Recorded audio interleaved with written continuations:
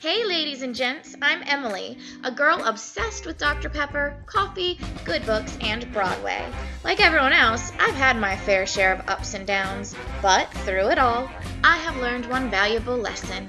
We create our own reality. As a result, I spend time beautifying my world and finding solutions to create a problem-free life. Join me in the Craft Corner for DIY projects and weekly inspiration. Tune in now.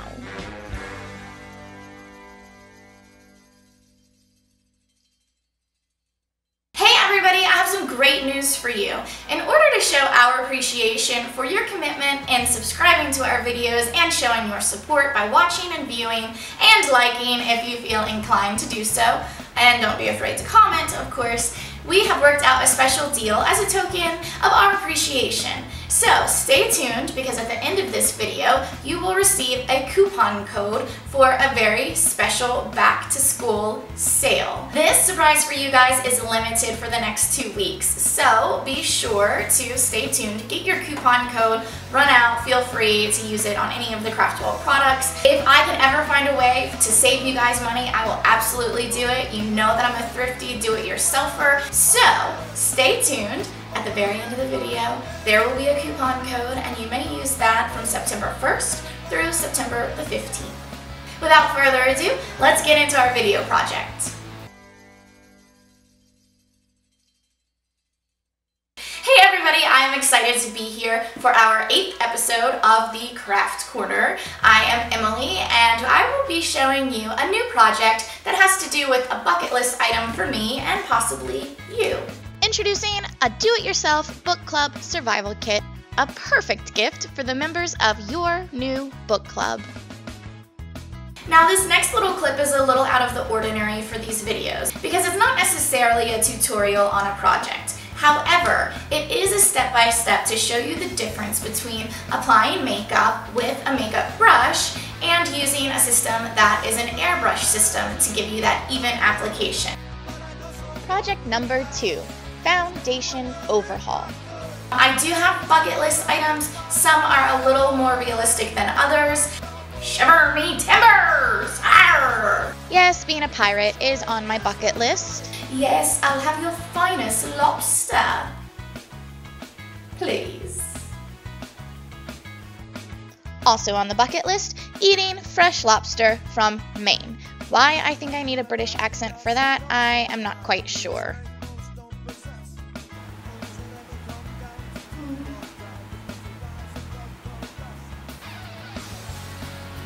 Cold spot, cold spot, cold spot. And of course on the bucket list, to become a ghost hunter.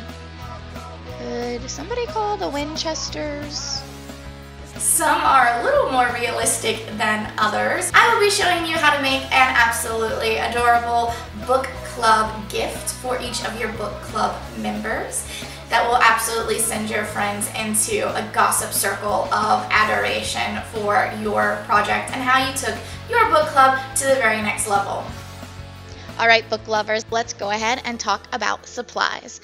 For this project, you will need a dictionary, candy, needle and thread or a sewing machine, a hardcover book, mat board, a hot glue gun, twine, scissors, paper trimmer, a printer, a manila folder, and spray adhesive. I know it sounds like a lot of supplies, but these are things that I found easily around my house, and I guarantee it is not as much of a headache as you think it may be at first glance. I started by finding a hardcover book that I thought was aesthetically pleasing for this project. You need to make sure to go ahead and measure the width of the book, the height of the book, and the depth of the book. Those measurements will be important when it is time to cut our pieces of mat board and make the internal box to fit inside the hardcover.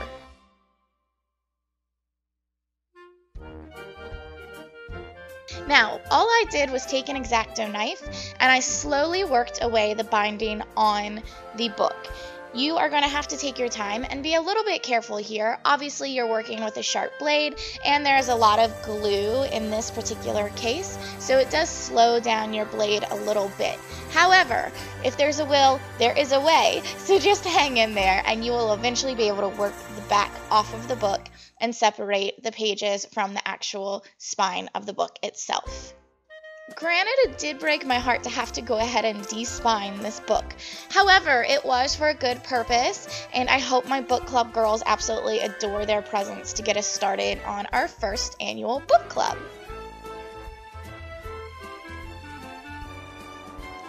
Using the height and depth measurement previously taken, I went ahead and cut the mat board to fit inside the book and reinforce the book spine.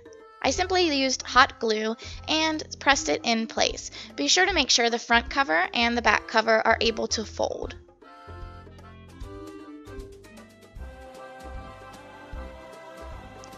Next, we will cut mat board that will be used to create the internal box, or really the meat of the book itself.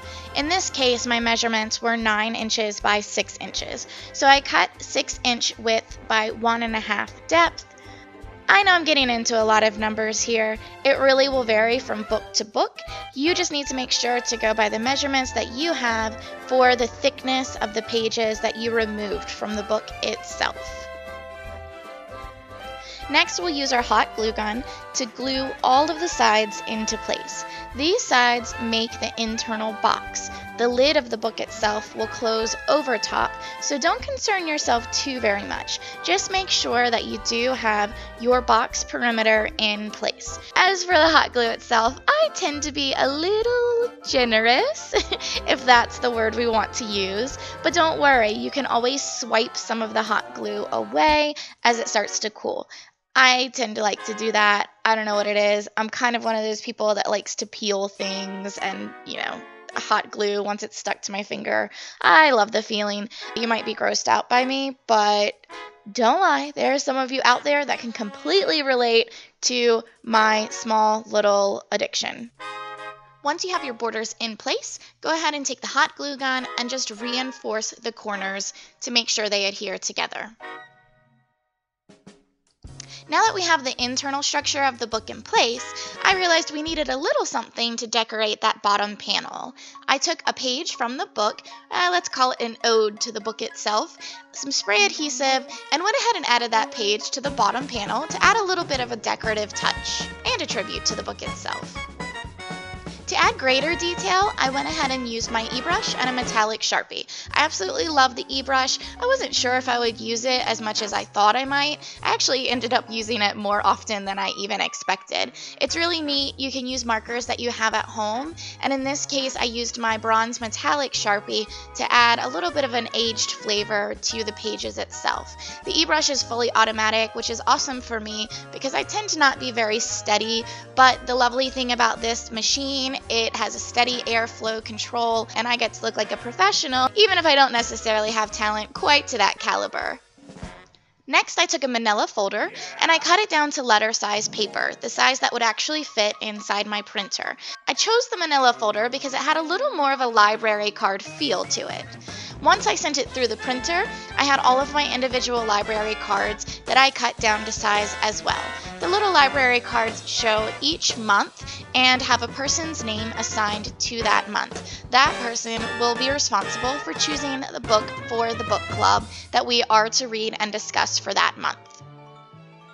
Next, I cut a template to hold the actual library card with everybody's assigned month using an electronic cutting system, or you could cut this out by hand. Just choose a really pretty scrapbook paper or some other decorative paper, and then adhere the flaps in place to slide your library card right into the pocket. I don't know about you, but I tend to hesitate speaking at all if I'm concerned about my breath. So I thought it would be a nice little present to give everybody their own individual container of Tic Tacs. What better way to do it than to make it look like an adorable little book cover itself? So I went ahead and printed out these little miniature book covers on my printer, cut them down to size, folded them along the binding, and went ahead and wrapped it around my Tic Tac case. Taking a little bit of twine, I tied everything into place, put a little bow, and here we go. It's absolutely adorable, and now people will hopefully be conversational rather than concerned about their hygiene. I don't don't know about you, but I tend to get a little bit sleepy when I'm reading books, so what better way to combat that than to go ahead and add a little sugar rush to our fun. I took a dictionary that I found at a Goodwill store, cut out a page associated with each girl's name. Once I had that page picked out, I folded it in half, and I went ahead and used my sewing machine to sew along the edges of the paper. This left a little pouch so I could slide little pieces of chocolate in place.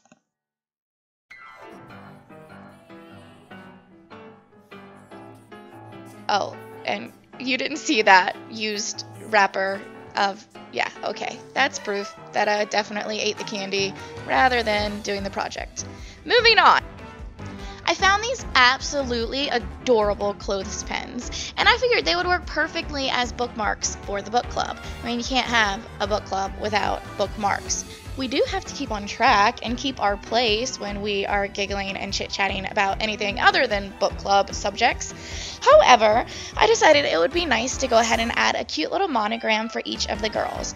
So I went ahead and used my digital cutting system and made little initials for each clothespin, one per girl. Using an adhesive vinyl, I went ahead and placed it over top of the clothespin chalkboard and used my eBrush once again with my metallic Sharpie and sprayed the stencil in place.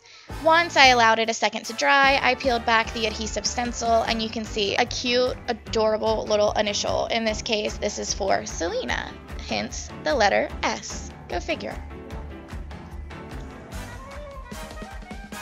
When it's all said and done, we have our absolutely adorable dictionary pouch filled with chocolate, the most important element in my humble opinion, as well as this precious little monogrammed bookmark, our mini book of fresh breath Tic Tacs, and last but not least, to keep everyone on task, we have our library card with monthly assignments and who is responsible for selecting the book for the book club on that month.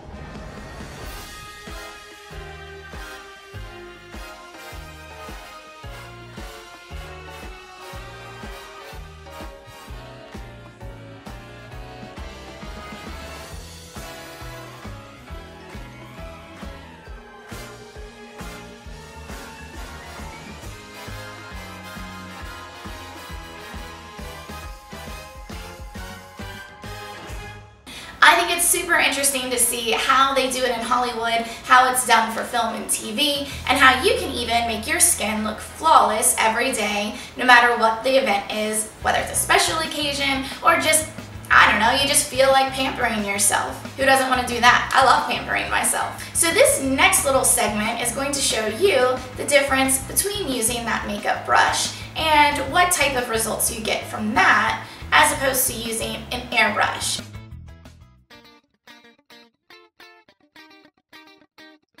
We are going to take a look at the difference between makeup application while using a makeup brush and makeup application while using an airbrush system. Here you can see I've used the traditional makeup brush with a liquid foundation. By wetting the brush with the liquid foundation and swiping it onto the face, you oftentimes find that there are streaks left in place or in the trail where the brush had previously been. As you can see here, without the blending and without that extra step and extra care, you will be left with streaks. Now let's take a look at another makeup application option. Here I am using a liquid foundation that was designed specifically for an airbrush system. This particular brand is Temp2, and by pouring it into the glass vial that does come with the eBrush, I'm able to store the liquid foundation whether I'm ready to use it or not. Simply screwing it into the siphon system on the eBrush adapter, the airflow will pull the liquid foundation up from the glass vial through the nozzle, and the spray will be evenly distributed over the skin of the face. Now the eBrush is really an interesting machine because it offers you that even airflow, it's fully automatic, and you have different settings that are completely up to your control. So you can set your airflow at low, medium, or high settings depending on the coverage you need.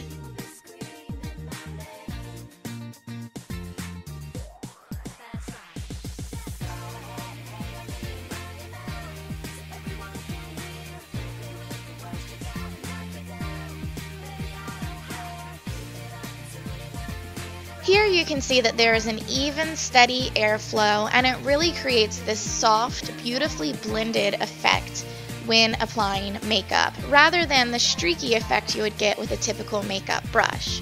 You can see the difference here by comparing the first example with the makeup brush and liquid foundation, and the second example using the eBrush airbrush and a liquid foundation designed for the airbrush system.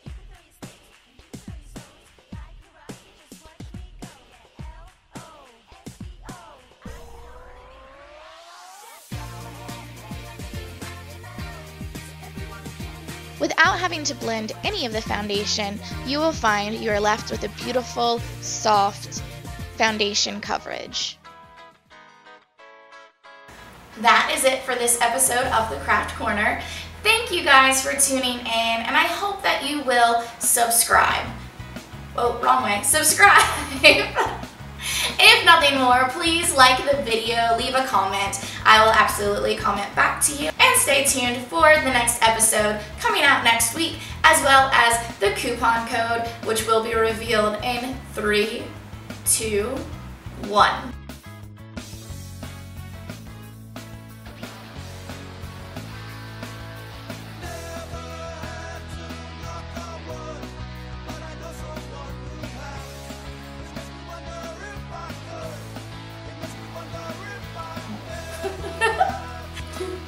It's really hard to see with an eye patch on. I don't recommend it. I have instead gone with a more realistic bucket lace. Yeah. Hey everybody, I am excited to be here for our... Ooh, it would help if I could speak English.